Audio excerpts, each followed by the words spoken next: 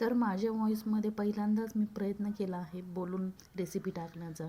तर तुम्ही कळवा कसं वाटलं तुम्हाला माझा पहिला प्रयत्न. धन्यवाद.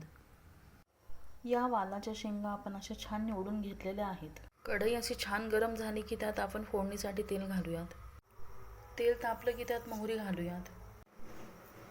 मोहरी तडतडायला लागली की मग त्यात जिरा आपण थोडीशी घालू.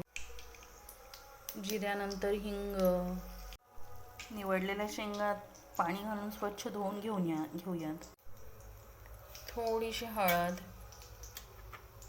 तिखट, काळं तिखट आणि याच्यावरून शेंगा.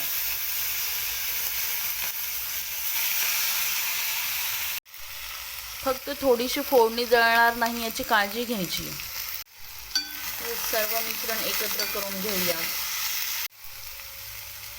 चवीनुसार मीठ, काळं तिखट, तांबडं तिखट आणि थोडंसं तिळाचं कूट, थोडं शेंगादाण्याचं कूट माझा सिक्रेट मसाला आहे. याने भाजीला खूप सुंदर चव येते. कांदा लसूण न वापरता एकदम साधी अशी वालाच्या शेंगाची भाजी तुम्ही नक्की ट्राय करा. 10 मिनटं अशी मवागी आचेवर झाकण ठेवून शांतपणे होऊ द्या. एक थेंबही पाणी न वापरता आपली भाजी बनून रेडी आहे. ही भाजी मंद आचेवर पण खूप सुंदर होते.